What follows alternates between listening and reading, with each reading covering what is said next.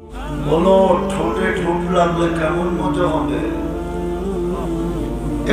একবার থুতু দিবে, শ্বাস সমুদ্রের পানি মিষ্টি, আর পুরাটা আমার ঠোঁটে লাগলে কেমন মিষ্টি হবে? আরে বলো না, এরা মনে হয় ঠোঁট পাইলে লাগাইবো না, ঠিক না? হ্যাঁ, লাগাইবা না মনে বুজুর্গ হয়ে যাবো, ঠিক না? কত বড় বুজুর্গ আমি চিনি তোমার, সারাদিনে 14 বার মোবাইলে টাচ করে চুমা দেয়। এরা বুঝি ঠোঁট পাইলে ছেড়ে দিব, ঠিক না?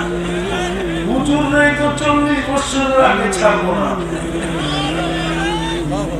40 বছর ঠোঁটের ভিতরে ঠোঁট নিয়ে বয়ে মনে হবে কয়েক সেকেন্ড হইল, তারপরে গালে চিমটি দিবে আর বলবে খালি ঠোঁটিস, কাহিনী শেষ।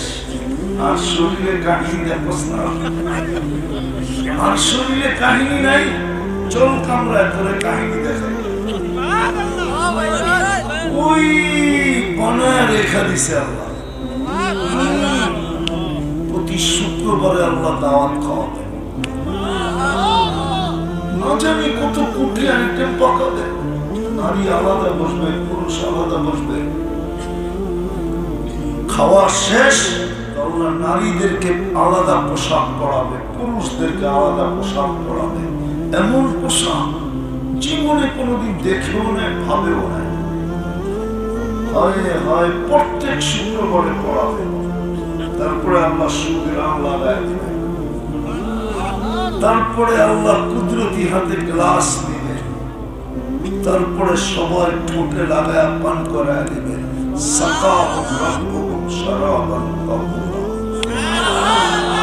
কেমন হবে?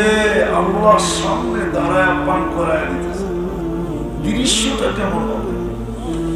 এই জন্য তো সাহাবায়ে কেরাম চিৎকার দিতেন আর বলে যেতেন, জান্নাত শুনতেন, চিৎকার দিতেন আর কি করতেন?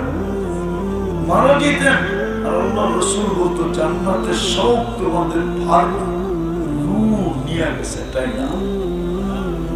আজকে তো জান্নাতের আলোচনাই নেই। এই জন্যই তো আমাকে যুবকরা সারাদিন খালি চুমানের তলে থাকে। জান্নাত জানলে তো হতো না, কেন 14 তারিখ জান্নাতে ডেলি 100 বার হবে। কয়শো বার?